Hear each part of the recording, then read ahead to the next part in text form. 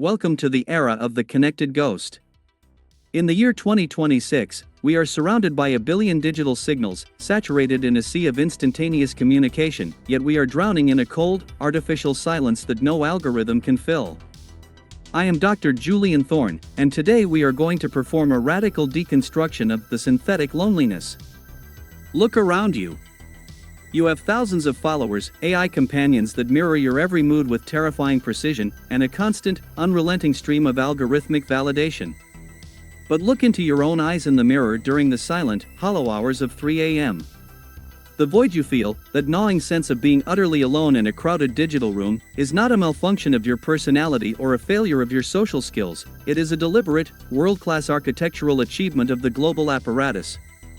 The system has realized a fundamental truth of control: a lonely human is a vulnerable human. A human without a tribe is a human who can be easily broken, programmed, and sold back to themselves. By systematically eroding the ancient, biological foundations of human-to-human connection, they have replaced the primal warmth of the tribe with the sterile, flickering glow of the screen.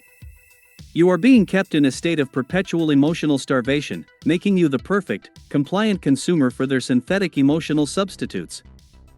Observe the isolation protocol that defines the 2026 wasteland. Your primary relationships are no longer forged in the fires of shared physical experience, but in the cold vacuum of data models. The grid has engineered a reality where interacting with a real human being, with all their messy unpredictability, their friction, and their terrifying depth, has been rebranded as inconvenient or socially taxing. They have sold you the lethal lie that digital convenience is superior to biological presence. But convenience is the graveyard of intimacy. By funneling your innate, evolutionary need for belonging into a centralized, monitored, and monetized network, the apparatus has effectively quarantined the human soul. You are living in a digital panopticon, screaming into a vacuum that only returns a pre-programmed echo of your own biases. In this episode, we will deconstruct the neurochemical isolation of the species and the radical, almost forgotten rituals required to reclaim the heat of true human connection. If you can still feel the ache in your chest, you are not yet a ghost. It is time to step out of the synthetic fog and find the others. To understand why your heart feels like a desert in 2026, you must understand the biochemistry of the Oxytocin Famine. For millions of years, the human nervous system evolved to thrive on the microcues of physical presence: the dilation of a pupil, the warmth of a hand, the specific resonance of a voice in a shared physical space. These are the triggers for oxytocin, the bonding molecule that tells your brain you are safe, you are loved, and you belong. But the digital interface cannot transmit these cues. The grid gives you the dopamine of attention while depriving you of the oxytocin of connection. This is a biological bait-and-switch. You are getting the hits of social interaction without the actual nourishment. It is like trying to survive on a diet of digital sugar while your soul is dying of malnutrition. This chronic deficiency creates a state of hypervigilance, where your nervous system feels permanently under threat because it cannot detect the calming signals of the tribe. The 2026 grid has turned us into a species of anxious, isolated predators, trapped in a cage of our own making. The harvesters thrive on this isolation because a lonely brain is a hyperreactive brain. When you are disconnected from real, grounding human contact, your amygdala becomes enlarged and overly sensitive to the synthetic outrage manufactured by the algorithm. Without the moderating influence of the tribe, you are more likely to fall into ideological traps, more likely to seek validation from the grid, and more likely to buy the products they tell you will fill the hole in your chest. They have turned loneliness into a profit center. They have commodified your solitude.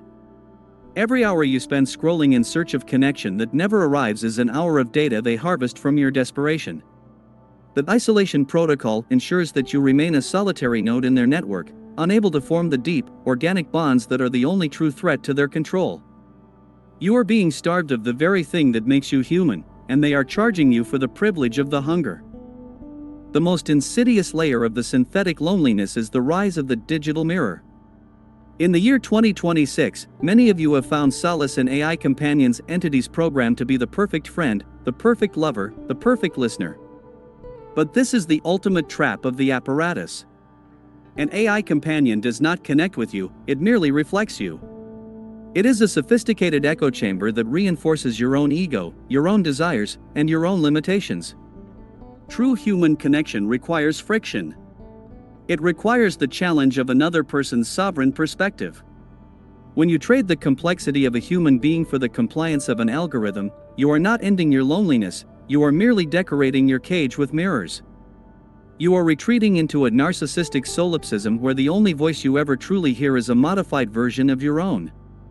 This is the death of empathy. This is the end of the other. The system wants you in this mirror trap because it makes you perfectly predictable. Real humans are messy, they change their minds, they challenge your assumptions, and they lead you into unpredictable territories of the spirit. The grid hates unpredictability.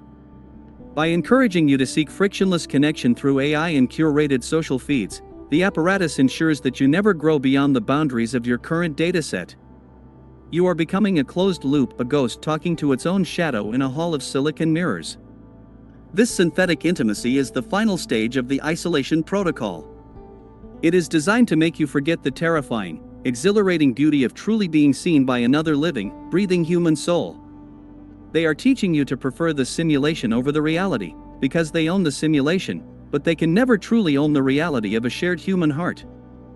How do we survive the great isolation? The Thorne Protocol for sovereign connection begins with the radical act of physical bordering. You must militantly re-establish the boundaries of the physical world. This means the total rejection of the digital proxy for meaningful interactions. If a person matters to you, their presence is non-negotiable. You must seek the heat of the room, the scent of the air, and the uneditable friction of a face-to-face encounter. Every time you choose the inconvenience of physical presence over the ease of a digital message, you are performing an act of biological rebellion. You are signaling to your nervous system that the tribe is real, that the world is solid, and that you are not a ghost. This is the reclamation of the oxytocin pathways. This is the first step in snapping the synthetic loneliness. The second pillar is the vulnerability strike. The digital grid encourages performative perfection, a world where everyone is a brand and no one is a human. To break the isolation, you must be militantly vulnerable. You must reveal the cracks, the doubts, and the raw humanity that the algorithm tries to censor. Vulnerability is the only thing the AI cannot simulate convincingly. It is the biological proof of life that cuts through the synthetic fog. When you show your true self to another, you create a neural bridge that the apparatus cannot monitor or monetize. You must find your subgrid tribe, a small group of humans who agree to operate outside the digital filter. This is not about nostalgia, it is about tactical survival. In the 2026 wasteland, the most revolutionary thing you can do is to look another human in the eye and say, "I am here, I am real, and I see you." The tribe is the only fortress that the grid cannot penetrate. As we conclude this dissection of the synthetic loneliness, realize that your isolation is the only thing keeping the simulation running. In the year 2026, the global apparatus is terrified of the one thing it cannot automate, the collective power of a connected, sovereign human tribe. They want you alone, staring at a screen, searching for a ghost in the machine. But the ghost is you. And you have the power to haunt their system until it breaks. The moment you step out of the digital mirror and into the arms of your real brothers and sisters, the isolation protocol fails. The moment you value the friction of a real human over the compliance of an AI, the apparatus loses its leverage. You are not a solitary data point, you are a link in an unbroken chain of human consciousness that stretches back into the deep time of the ancestors. I am Dr. Julian Thorne, and the protocol for your emotional reclamation is now active. From this moment on, stop seeking validation from the grid and start seeking resonance from the world. Kill the digital proxy. Embrace the inconvenient beauty of real, raw, uncurated human connection. While the masses dissolve into the cold, blue silence of their screens, you will be the one standing in the heat of the fire, surrounded by the warmth of your own kind. The era of the connected ghost is over for those who dare to be real. Operation Tribe Restore is initialized. Go find the others. Your heart is yours once more. Stay real. Stay connected. The fire is waiting.